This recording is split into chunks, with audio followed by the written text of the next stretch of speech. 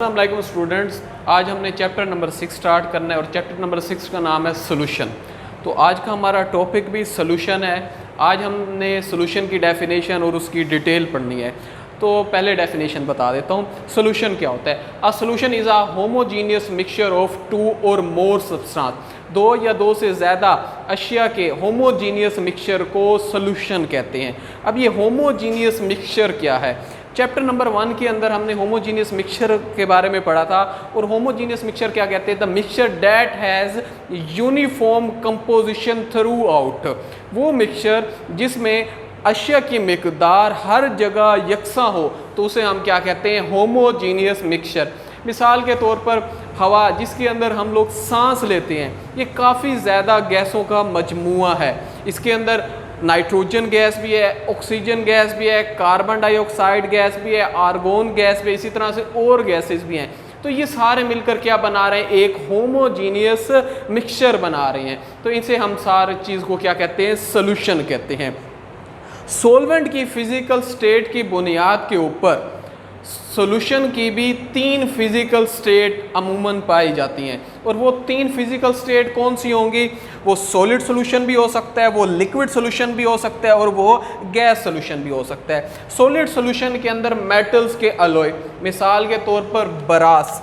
बरास क्या है? एक सॉलिड सॉल्यूशन है। और बरास 2 चीज़ों का बना होता है, कॉपर एंड जिंक। जब दो मेटल कौन से, जिंक और कॉपर को आपस में मिक्स करते हैं तो वो बरास बनाते हैं। और बरास किसकी एग्जांपल है? सॉलिड सॉल्यूशन की।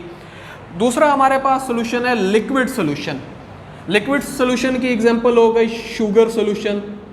जब चीनी को पानी के अंदर डिज़ोल्व किया जाता है तो तब हमारे पास जो सॉल्यूशन बनता है वो शुगर सॉल्यूशन बनता है। और ये एग्जांपल किसकी हो गई? लिक्विड सॉल्यूशन की।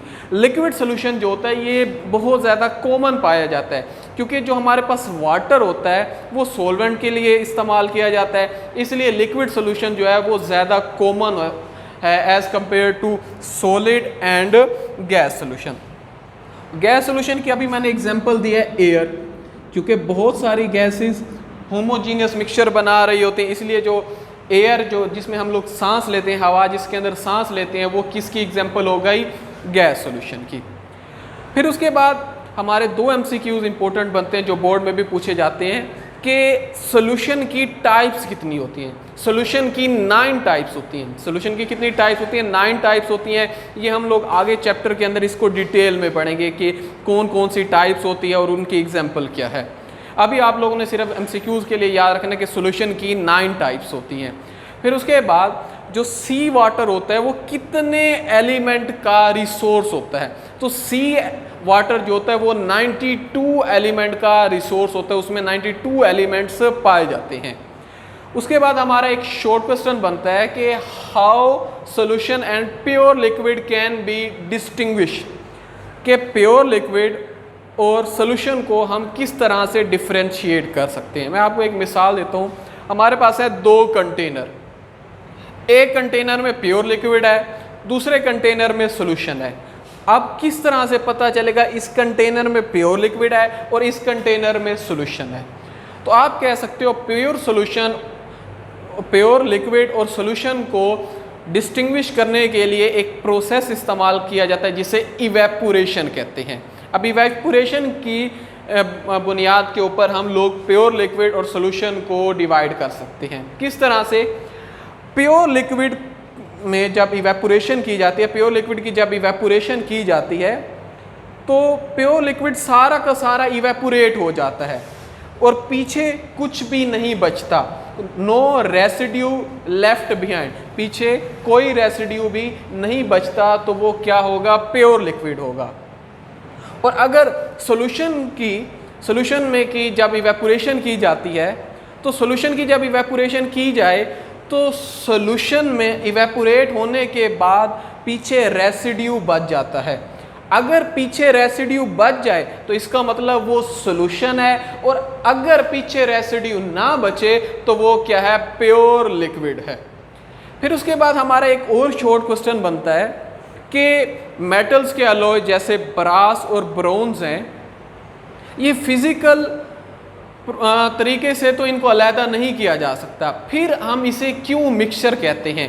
क्योंकि मिक्सचर की एक प्रॉपर्टी हमने कहा था कि उनको हम फिजिकल मेथड से सेपरेट कर सकते हैं।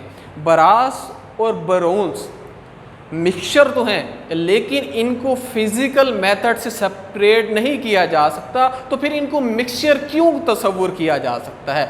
तो इसके आपको 2 पॉइंट्स आप लोगों ने याद रखना है कि बेशक इनको हम फिजिकल तरीके से अलहदा नहीं कर सकते, लेकिन इनके अंदर 2 खसूसियात पाई जाती हैं। वो कौन सी?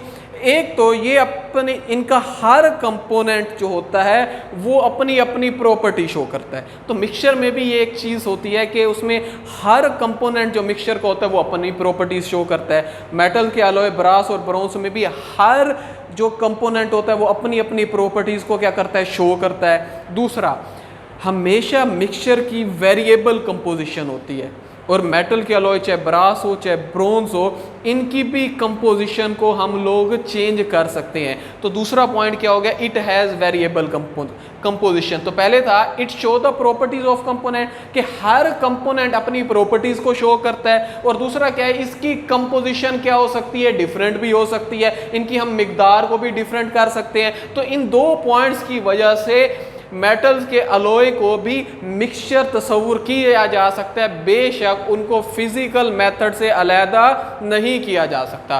तो आज का हमारा टॉपिक यही था। इसमें हमने डेफिनेशन पढ़ी और कुछ सॉल्यूशन की डिटेल पढ़ी।